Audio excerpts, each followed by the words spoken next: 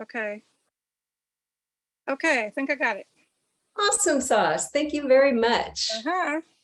All right. We had a bit of technical difficulties, but we're on and we're here, and I'm so grateful. This is for women that want to create the best menopausal pre, peri, and postmenopausal situation. This is a 5-day menopause makeover challenge. And my goal for you is to arm you with some really awesome tools to make your life experience as amazing as possible. I'm going to go over 5 keys over the next 5 days, and you'll see as we move through this content how they weave together and play off of each other. And I know from my experience with clients and coaching situations and groups that often things can become very overwhelming. And that's the last thing I want this to be for you. I want it to be straightforward, and I want to leave you with some tools that you can implement right away so that, you can begin to shift out of any kind of suffering that you may be experiencing. So if you don't mind, if you're taking this on the replay, you can put it in the comment box. But for right now, if you're live in the chat, let me know what you're here for.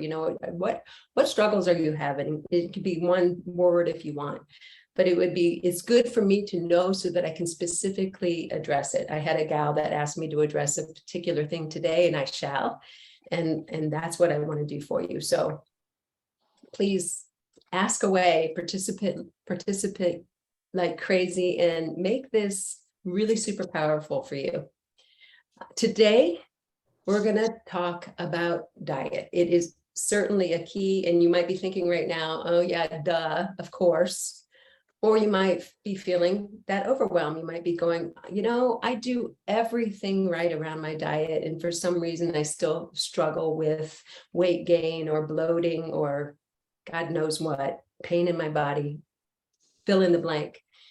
And while there is no diet that is perfect for every single person, there's no such thing as a one size fits all situation, I will say that there are some really strong guidelines around diet that will help to support you. And I can speak to everyone on that particular situation. But when it comes to honing a diet that works for you, recognize that all of us come into this life with a particular life circumstance, right? Like we have our bodies, and they're unique to us. They have a unique combination of earth, water, fire, air, and space. And we'll get into that more. It's an Ayurvedic concept that I find to be stunningly accurate when it comes to creating a good diet that works for everybody. And know that because we have different life experiences, because we have habits that are fairly ingrained at this point, that can also have a tremendous effect on what will help to balance us out. Say, for example, we have a tendency to be a little more, our elemental makeup is a little more earthy. We have a tendency to carry more weight. We're curvier, we're full figured. If we have had the tendency to exercise like crazy as a way to control our weight, we probably need to balance that out by creating a little more earth in our body and a little less air and space and movement and fire. If that has been your way of being over the last decades, then you're probably feeling quite depleted, right? If you're that same constitution and you're like, F it, and you eat whatever you want, and you really have an affinity for sweets and whatever, we know that we need to balance out that earth and begin to lighten that up. So I know people that the diet that will return them to balance I've actually coached somebody that needed to eat a lot of fat, for example. Deep fried fat was somebody's medicine. Other people, and the vast majority, need to eat more vegetables, but everybody's different. And you might be surprised at what your particular dietary protocol will be based on your current situation to bring you into balance. And that is the overarching goal. We want to be in balance. When we're in balance in our menopausal years, to me, my opinion is it's the best time of our lives. And it's my goal to make sure that everybody that wants that can have it. So let me just go over some basic things that you can implement right now to really hone that dietary piece in. And this is for everybody. There is plenty of examples. You walk through a grocery store of food stuff that has all kinds of chemical additives and preservatives in it.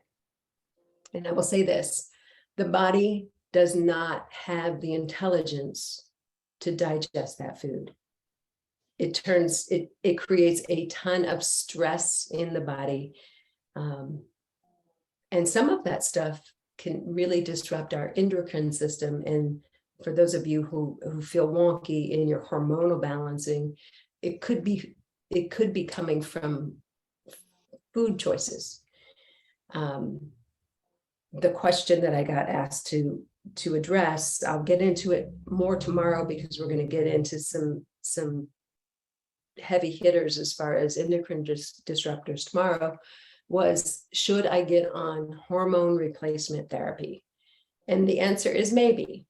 But first, look at your habits and what you're putting into your body and eliminate the things that can be disrupting that. When we get into balance, when we eliminate the things that causes stress and challenges in the body, often the body re-regulates and we're okay. And we don't have to take synthetic hormones or bioidentical hormones even to create that balance. It's just one less thing that we get to deal with, right? So step one is eat only food, just things that are food, right? Like let go of all the other additives and preservatives. It may require that you spend a little more time in the kitchen, but it's super well worth it. All right. Another thing is check your state of digestion. It is a well-known fact that our digestive capacity declines as we age. It's just the way it is. And we can do a lot to curtail that, but it's just a reality. So if you're not feeling hungry, give your body a chance to stimulate a little bit more hunger before you eat. There's a lot of things that we can do to stimulate hunger. There's lots of herbs and foodstuffs that help to stimulate hunger, like ginger. Ginger is an amazing herb for a digestive support. I am going to get into digestion later in the week because it's such a valuable thing, and it's kind of a whole nother bucket of information. It's one of the keys. And then make sure that your previous meal has been digested before you eat anything else. Nothing derails our physical health more, in my opinion, than putting undigested or new food on top of undigested food. It creates blocks in our channels. The body has, of course, that main channel of digestion from the mouth to the anus that we know about, right? But we have 72,000 channels with 100 branches each that both sends nutrition into the cells and takes waste product out of the cells. And so if we are putting food on top of undigested food, we clog those channels and then we become malnourished. We might be overweight. We certainly have a challenged lymphatic flow. And it just goes on and on and on. The more congested we become, the less our body can operate optimally. So space your food out. If you feel like your stomach still has food in it, please don't eat. Do something to stimulate digestion. And again, we're going to get into that later this week more. When you eat with a proper frame of mind. Stress is the killer. Stress derails everything. So if you're feeling upset, the body has a nervous system response that turns off digestion and turns on the stuff that helps us fight or run or, get the hell out of there, right? And so all of our energy is shunted into our physical muscles and our ability to fight. And the digestive system is turned off. So if we're upset, the chances are we're not going to be terribly hungry. And we want to give ourselves the opportunity to digest before, again, we add more food to our system. I will be getting into the stress response and how to handle that later this week. You'll see how this all weaves together. Pleasant environment. If we start to create our meals inside of a ritual, for example, I love to grow my food. I start from seed and I chant and I talk to my little baby plants and I put them in the garden. And when I'm out there weeding, and I talk to them and I chant and infuse them with all kinds of lovely juju. And then I bring them in to my kitchen when they're ready to harvest and I make something. And it's a process. It's a mindful, beautiful process. And then when I sit down in a quiet, calm, beautiful space. I make sure that my meal time is sacred and I spend the time to be with my food. And that's another tip for you. Be with your food. Any distractions. One of the worst things you can do is eat your dinner in front of the TV watching the news, because the news, by its very nature, is stress provoking. And so it's a really good idea just to turn off every distraction. If you are sharing a meal with another person, keep the conversation to a minimum and just really spend the time with your food.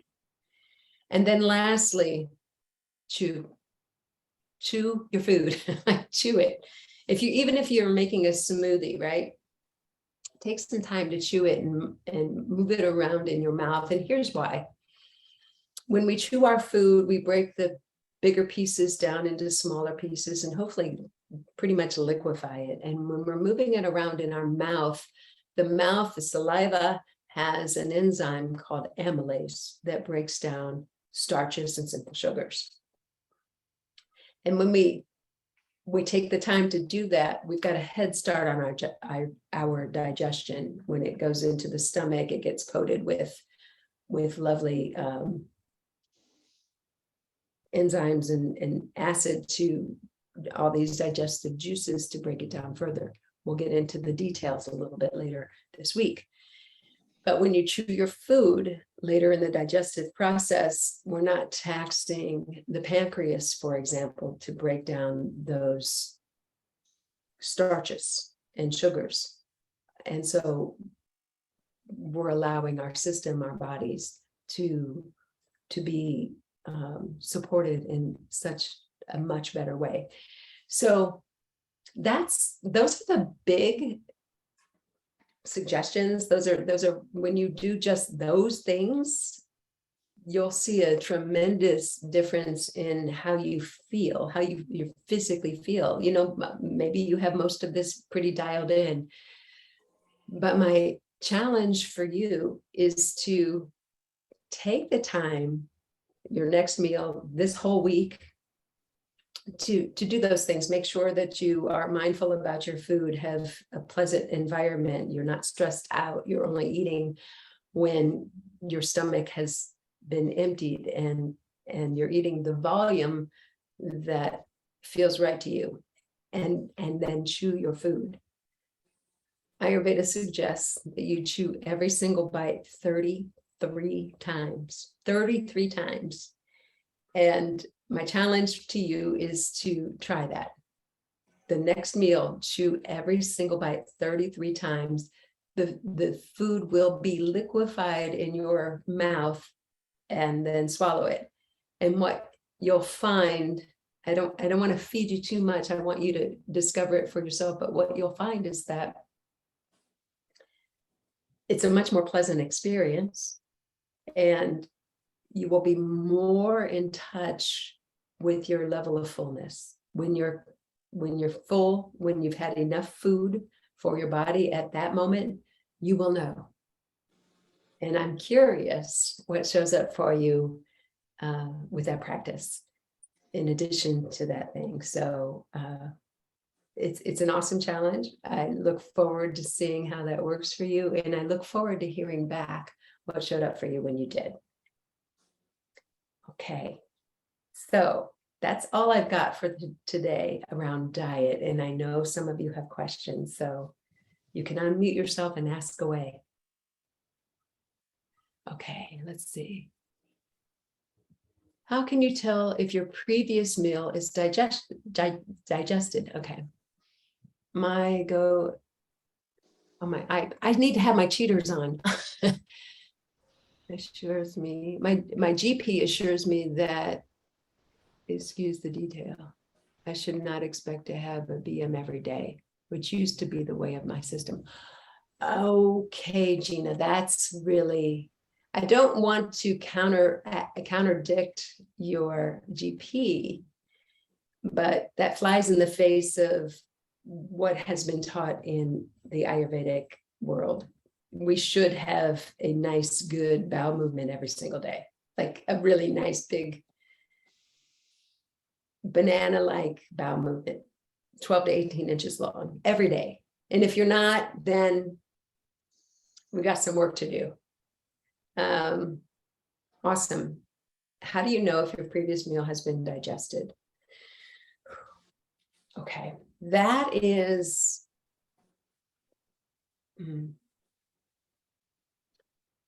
because we live in this society. This is maybe a long answer to a short question. Most of us spend our time focused on the external world, right? And then we lose connection with our own being and the subtleties that are happening inside of our bodies. So it's a practice of becoming more and more embodied and really spending time. I call it the calm abiding. It's a fabulous place to be, and it's certainly a goal if you don't have that experience. When you go into the body and you can just check in and feel it, like right now when I'm doing this, I can still feel the avocado toast in my stomach from breakfast, and so I'm not ready to eat. So that's how you know. And I know that's a long answer, and that might be like, well, okay, cool, but I don't know how to do that. We'll get into that more, and certainly you can reach out to me and we can figure out how to get you there. Does that help? Okay, good. I love that. Does anybody else have a question? Hey, Kay.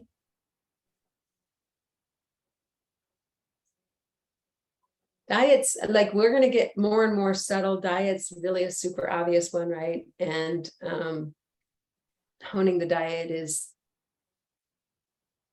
super important.